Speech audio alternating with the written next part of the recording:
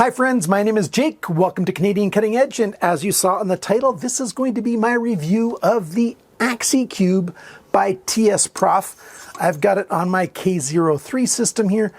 I've had this system now for a little over 4 months, and so I've got my experience review, not just sort of unbox, use for 10 minutes and make a video kind of review.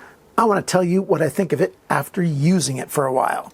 I will probably record some other videos on how to put it together and stuff, but I think those things are already available on the TSPROF YouTube channel, so I'll link that below as well for those of you, want to see if it's too hard for you to set it up. It's not. It's super simple to set up.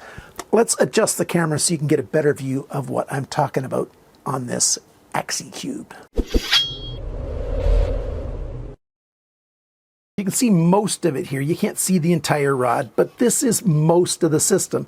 Now, yes, you might glimpse this blue piece right here. That's an after thing. This is something I put on my own. I bought this sort of flag screw. It's a machine screw here, a flag. It's a little bit longer than it needs to be. I cut it short enough that I could use that to do my locking and unlocking of the part so I can change the stones. Now this is an awkward position with the camera facing me and I'm off to the side instead of behind this, but the way that works is it's much easier for me to just turn it and tighten it down than the original wheel was. Now the original wheel was one of these, just this sort of round screw with, it's got knurling on it. It's quite nice, but it was missing out of the package. Now the reason it was missing out of the package is my Axicube was not, just a factory Axicube. This was first sent to Gritomatic back when the Axicube was first coming out. It was a sample for their store. And so they used the sample for a while. Then they sent it to me to do this review. And that screw just was missing somewhere. But if you're really curious about these, I got this from Amazon. I'll leave a link for it. As long as you can, cut one shorter, this can work really, really well if you like having that lever effect instead of turning around wheel.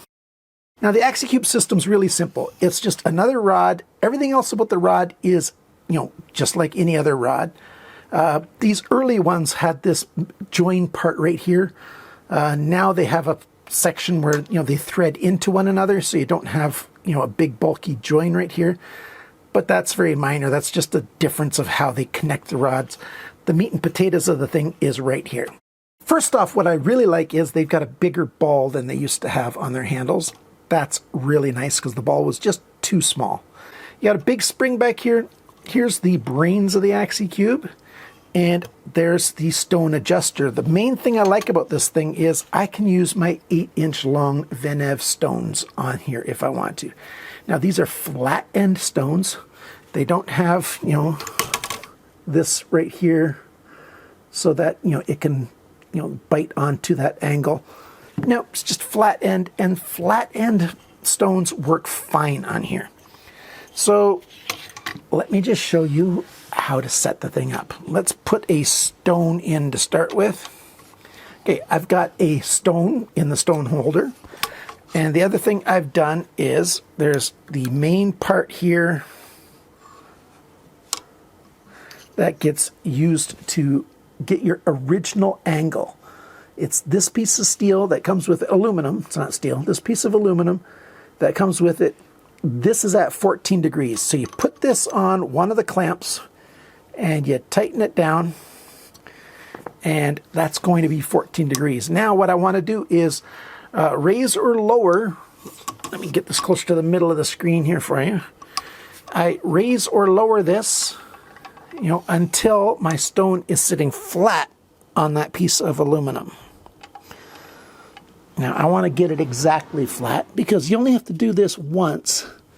You don't have to do this multiple times unless you are moving the system around.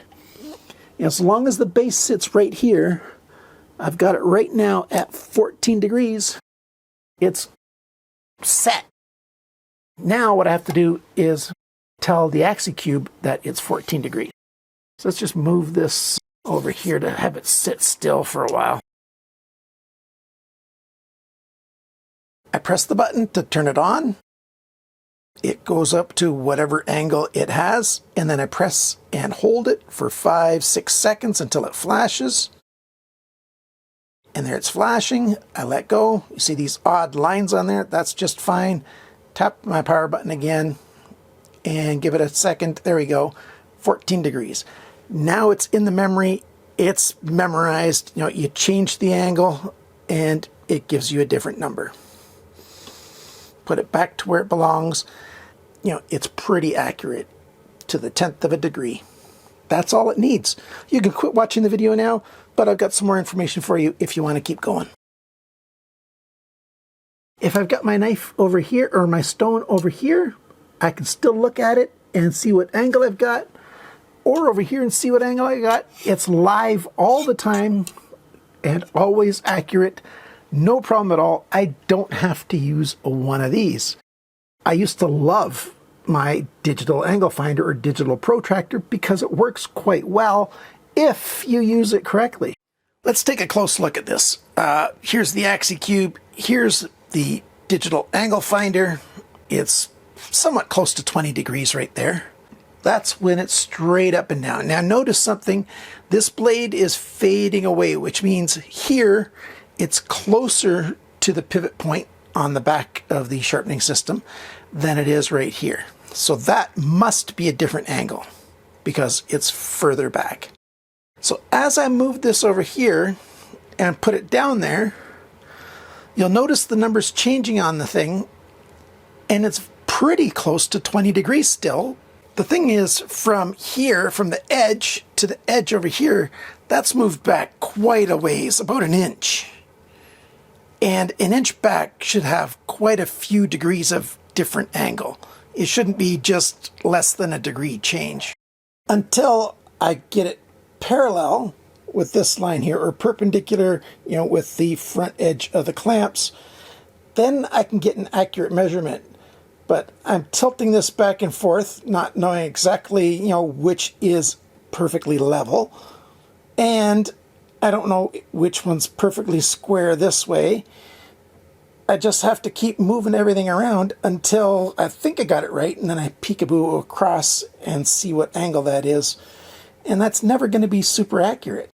Using this for anything other than trying to get an initial angle right down the middle is fraught with risk of errors. Until I got the Axicube, and once I had the Axicube at the beginning of June, it was so much easier, so much faster to make sure I knew exactly what angle I was sharpening the blade at any part on the blade. It's just a whole lot more effective at getting you accurate information every single time at every single point. I'm much happier with the Axicube. Now, of course, the Axicube has a price premium. If you can't afford the Axicube, keep using something like this. But if you can afford the Axicube, I think it's a really good buy. One other advantage that I really like about this system is you've got a visibility issue that's much better. You just have that rod there. So you can put on a narrow stone like this stone for sharpening recurves, and you can see what you're doing all the time. The original stone holders are wider. There's aluminum inch wide. So if you put a narrow stone in the middle, you can't always see exactly what's going on at your blade. So I really like that. These Veneve stones, they're kind of hard to find. Gritomatic's got these though. They're flat, but they're half the width of normal stones. And they're just great for sharpening recurves. Well, maybe they're about 2/3 of the width, maybe 3/5 of the width of a regular stone. Anyways, these more narrow stones are just great for sharpening recurves or for sharpening tiny blades. Maybe you've got tiny blades. And I like how a flat-ended stone fits on there just fine and gets held properly. You know, or of course, you know, the end with the notch on them, or, you know, great big stones like I mentioned before.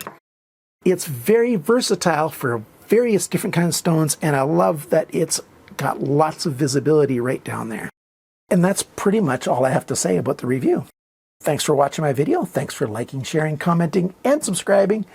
And remember, friends, always cut towards your chum, not your thumb.